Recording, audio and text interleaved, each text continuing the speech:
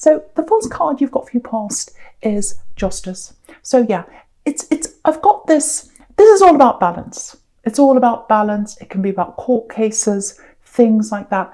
What I'm getting here is I'm feeling a lot of emotion. I'm feeling as if you're out of balance for a long time, very, very out of balance. I'm actually getting a big web of emotion. It's almost like you were trapped in this web and you couldn't get out of this web. And I think what happened was you physically left.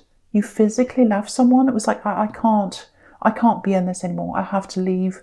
And so you physically left. But I think when you left, you still felt connected for a long, long time. It was like you felt connected to them. You couldn't stop thinking about them. And so it was like a trap. It was like this big trap. And it's like, when am I going to get out of this trap? I've left them physically. I've moved on. I'm still stuck there. I'm still stuck where I was. It's very frustrating. Very, very. And I think with Cancer, you're such a deep thinker. You're such a deep, deep, deep feeler. Very, very spiritual. Very deep. You're just very deep all round. So, I think when you fall so deeply that you can't just click your fingers, and no one can do that, but I think it's even harder for you to get out of something once you've fallen. It's almost like when you think of those divers and they dive all the way down to the bottom of the sea and it's so dark and they're not sure which way's up and which down. Very scary feeling. And I think that's how you are. You're diving deeply down into this love. You loved this person and you didn't know how to get out. You didn't know where the up was. You didn't know where the down was. And that was for a long time after you left them. And you can see that you've got the Hanged Man there as well. So you're out of balance. You were stuck where you were.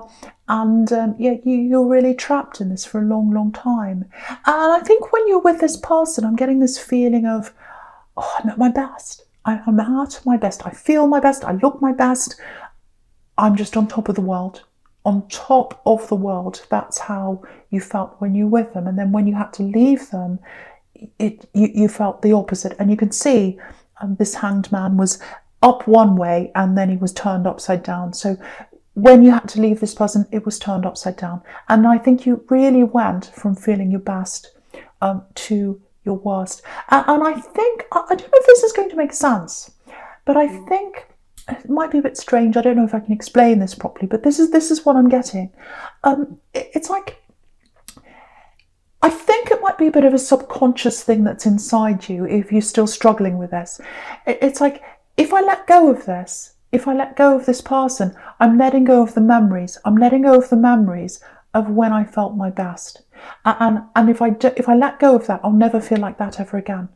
I felt like this around this person. I felt the best about myself when I was around them. And I can't see myself ever feeling like that again. What I want to tell you is you're going to feel even better in the future at some time. You absolutely are. You're on your way there. I keep on getting this little tiny seed. I keep on seeing this little seed, like a little bud of a flower. That's what's there now.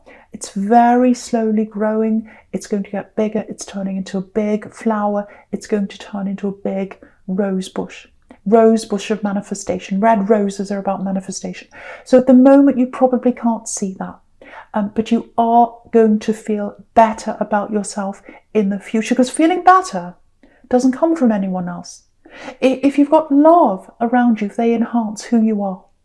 But it doesn't come from them. It comes from you. And you've got this light. This is going to sound really strange, but this is what I'm getting. You've got lots, because you feel so deeply, you've got this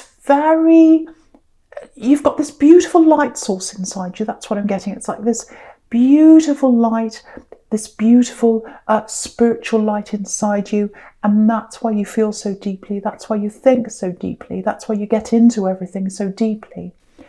I think what you've realised is you've had a lot of people that have been drawn to that light.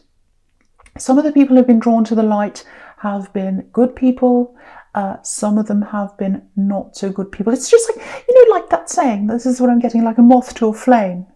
So sometimes if you've got a flame or you've got a light going on outside and you've got all these bugs, sometimes they attract beautiful butterflies. And they're the good people. And sometimes they attract horrible bugs and things like that. And you've attracted some of those people. And the good people are attracted to your light because they love you and they see that light, they recognize what's in you, and they love you, and they love you for that. The bad people are attracted to your light because they want to take from you. And I think that's what you've realized in this past year. I think you've eliminated a lot of those bugs out of your life.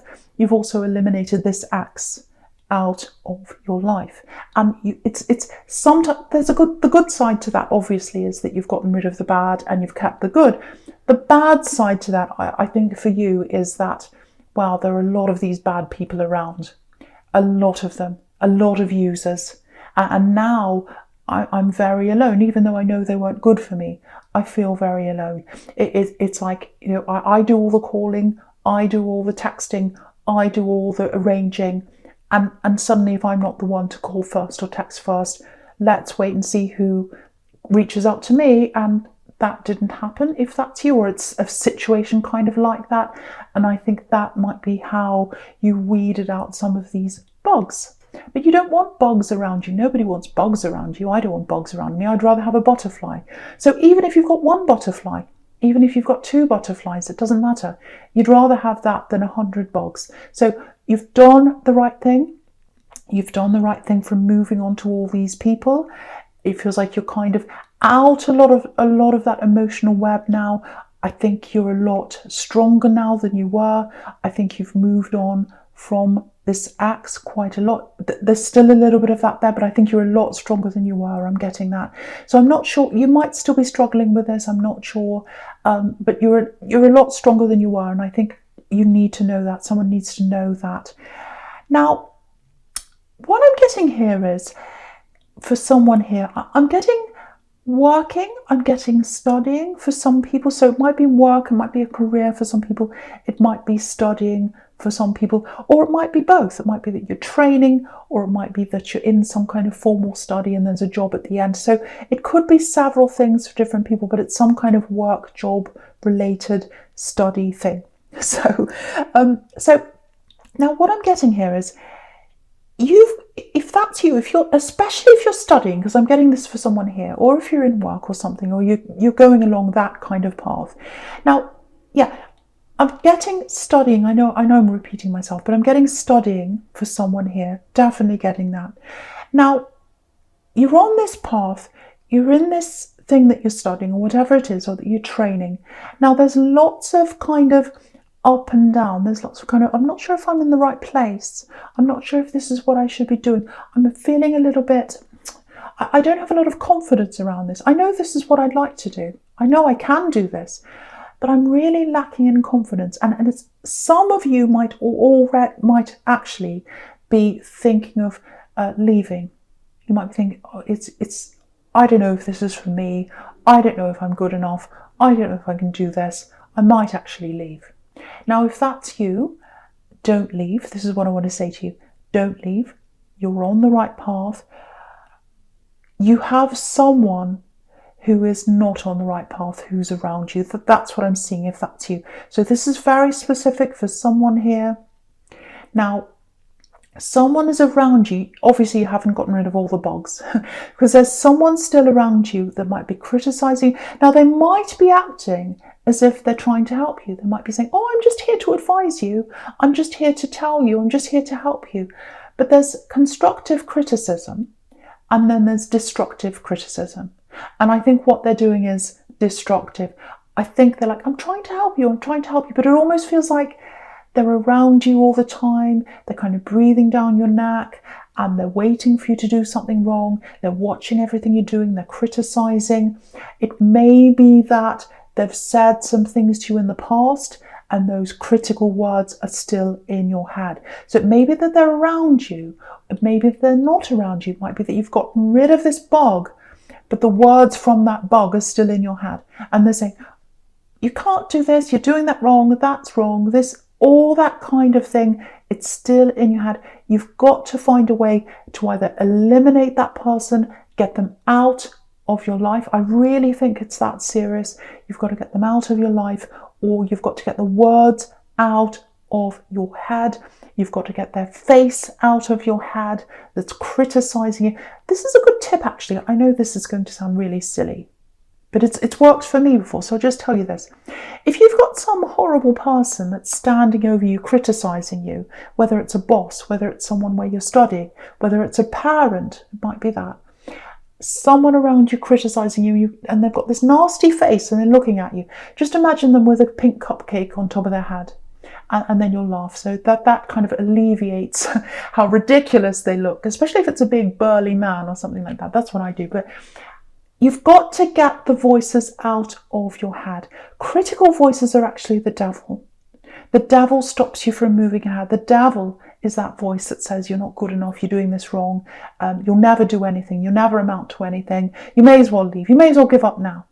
Now, if you're studying or if you're working or if you're training towards something, even if you've failed, even if you failed the exam, even if you've got a very low mark on an assignment or something like that, doesn't matter.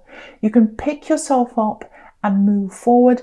And I think if you get rid of those voices, if you get rid of that person, if they're still around you, or whatever that is, you will find that light inside you. You'll find that light where you're able to grow. And I think what's stopping you, I think what's really holding you back, and I think what might be making you fail, if that's what you've done, is the critical person, the critical voice. It's not you that's made yourself fail, it's that critical voice. And once you've eliminated that, your confidence will get higher. You'll see yourself being able to do this. Yes, you might not get all A's, you might not be top of the class or whatever, but you'll go, you'll pass, you'll get this, you'll get it finished, and you can do this if that's you. Or anything else you want to do. If it's not studying, if it's your job, if it's anything. If you've got that critical voice inside you from someone that's been around you, eliminate that. Do what you can to eliminate that, or don't be around that person. Just do whatever you can to get your confidence back and get that light inside you and see that light that's actually inside you. So I hope that makes sense to someone. I know I went off a bit, but hopefully that makes sense to someone. Sometimes I go off and I start seeing things and I go off and then I think, does that actually make sense? I hope it does. Okay, so the first card you've got for your presence, this beautiful, beautiful strength card. Now, all these cards, all the way down here, they look amazing. Very positive cards. Strength, beautiful love, beautiful care there. Temperance card, it's all about healing, rising up out of the ashes, getting a positive, going to a positive place from a negative one or a not as good one sometimes. And the Hermit's all about knowing yourself, getting that wisdom and really spending that time. And again, the Hermit is the light. He's carrying the lamp. That's what's inside you. So, okay, so before I talk about all those cards, my eye's just being led between the Strength card, this card, and the Page of Swords again. So what I'm getting, looking backwards and forwards between the two of those, I'm actually getting this feeling of that there's someone you moved on from. Now, it might be this axe that I was getting in the Justice card. It's someone you've moved on from. It doesn't have to be, but it feels like it might be them. I'm getting this overwhelming feeling of guilt. It's like I'm so guilty. I've got all this regret. This is what I'm getting. I regret this so much. I'm really unsteady by myself, which is what that Page of Swords is. He's all by himself. He feels really unsteady. He's not himself. And, the Strength card shows me how much you've helped them. You've tried to help them. You've tried to do a lot for this person, and they're starting to remember all that. They're starting to remember that. The other thing I'm getting is they might have taken something from you. I don't know whether that's your confidence. I don't know whether that's your heart they stole. It might actually be a physical thing that they took from you. They're very guilty about that if that's you. And yeah, you do go back and think about this, and I'm getting this, how could they do this? How could they do that to me? I really trusted them. I really did. So yeah, again, I'm getting this helping. You put everything into them, you help them. They might have cried next to you at one time, I'm seeing. You might have held them when they were really upset about something. Lots of emotions. I'm seeing lots of emotional help. I think you messaged them. I think you called them. I think you sat there late at night or at a time that wasn't convenient to you. You sat there listening. You sat there helping. You sat there doing that for them, and how did they repay you? Very badly. And, you know, I'm surprised the Tower's not here, actually, because I think they did something that really shocked you, that really hurt you, actually.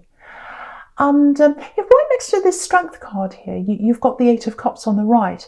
And the Eight of Cups can be, you know, it's a very dark card. It's about longing. It's about, oh, I can see that person walking away. I really miss them. I'm looking through this wall of cups, and I feel very emotional, and I really have all this regret. So that's how they're feeling. So what I'm getting here is sometimes that Eight of Cups can be about, you know, this man's walking away and he comes back around this hill again, and he comes back around again. So I think what's going to happen is they're going to come back. They're going to come and talk to you. I'm seeing an apology here because I'm getting all this guilt that's welling up inside them. It's overwhelming, and it's like it has to come out somewhere. It has to come out. I have to say this. So I think if that happens to you, I think when this apology comes to you, and I think it will, or some kind of apology, or I'm sorry, I'm so guilty, it's something like that. You know, I think you're going to deal with this quite well, actually, because you've got this beautiful Temperance card here. And again, the Temperance card is all about healing, getting through something, getting through the worst and rising up. So you're very strong when it comes to this ex now, this person who's coming back. So I think what's going to happen is you might keep them at arm's length for a while, especially at the beginning. You know, they might come back and apologise or say something. You'll say, well, oh, I need to stand back from this. I don't know how I'm going to deal with this yet. You know, I'm going to be a bit like the hermit and get some time to myself before I say anything, and the hermit's down the bottom again. Or, you know, like this hanged man, I'm going to sit back again and just think about what I really want. Do I want to talk to them? Do I want to accept their apology? Do I want to just not talk to them ever again? That's all up to you. You know, the ball's going to be in your court. It's going to be up to you as to whether you want to even talk to them. And just remember, don't let this person make you feel guilty. They feel guilty, but don't let them kind of project that guilt onto you. Don't let them make you think, oh, they've apologised, they're nice now. And if I don't accept that apology, I'm the bad one. No, don't think that. It's totally 100% up to you. You're in your Strength now. You're in the Temperance card. You know, it's the ball's in your court. It's up to you to do what you want. So really take that time out and really think, you know, not what do they want, not what do they expect from me. What do I want? How do I feel? So really think about that. So I'm getting this. Okay, I'm getting some other kind of work-related thing again. I don't know if it's related to this studying thing that I was getting before. It feels like something else. It feels like maybe you're doing something that's like a side thing. Maybe it's a hobby. Maybe it's something you do in your spare time or something like that. It feels like it's something creative. So it might be something that you're thinking, you know, I love doing this, and I've always wanted to do this full time. You know, imagine if I could do this full time. You know, it might be painting, it might be music, it might be acting. It's something creative. I don't know what it is, but it feels like something creative. It might be writing, and you're thinking, you know, I'd love if I could do this full time and get paid to do this. I'd be so happy. So if that's you, what I want to say to you is, again, get the voices out of your head that are telling you you're not good enough and that you can't do this and that you'll never make any money out of this. It's just ridiculous. You know, I've been told that. I do art, and I've been told that all my life. You'll never make any money out of this. I've been told I'll never make any money out of tarot. I've been told I'll never make any money out of all kinds of things that I have. So for you, you can make money out of this thing that you are doing. If you're sitting there on the weekend, you know, doing painting or writing or something like that, or whatever it is you're doing, could be anything, and you're thinking, I'd love to do this full time, what I want to tell you is you can do that. And the other thing I want to tell you is, we're in a time where you can do just about anything and make money out of it. When you've got the internet, when you've got YouTube, when you've got all these different things, you can do that. And just, we're at a time where, you know, But okay, I'll give you an example when it comes to painting. I do painting, I make art. So there was a time, I've had my art in galleries before. Now, when you put your art into a gallery, you don't just walk along to a gallery and say, here's my painting, please take that. No, you have to build up a reputation, you have to have an agent, you have to have someone a lot of the time, or you used to have to. And so it's hard work. It can take years and years and years to get a gallery to even see you, to even recognize you. And then on top of that, you've got to sell things. And then say if you want to be an art teacher, which I do as well, if you're going to go out on your own as an art teacher, or this is how it used to be, you've got to find the space, you've got to hire the space, you've got to advertise it, you've got to find the people. They might cancel on you, you might lose your money, all kinds of things that happen. But now with the internet, you can do that and reach thousands of people in the one room, and you can teach to all those people, doesn't matter where they are. They can be anywhere in the world. So you can see now that there are all these opportunities available to you that weren't available years ago, that maybe these negative voices are telling you, you can't do this, you can't do that. Well, maybe you couldn't years ago, but go away. We're not years ago, we're now. We are here in the now. So what you've got to do is, if this is you, you've got to really think laterally. You've got to think, how can I make this work? How can I make this work for me? So sit down with a piece of paper, just write down every kind of crazy idea you've ever thought of, no matter how crazy it is. It might be absolutely ridiculous, but just write down everything you can, and out of that you can eliminate the most ridiculous ones, and you'll come up with a strategy. You can do this if that's you. You absolutely 100% can. You can earn from your hobby. It might take time. You'll probably have to keep a job while you're doing it, while you're building that up, but it absolutely can be done. And next to this, next to the Temperance card, I should say, you've got that King of Pentacles, and that's showing you that you can do that. Again, the King of Pentacles has taken time to get to where he is. He's taken the long road. He's an old man. He's at the top of his game now because he's spent all his life doing that. So it is going to take you time. And you might say, well, it'll take me a long time before I make this money. It'll take me a long time. Yes, but those years ahead of you are going to go past whether you do this or not.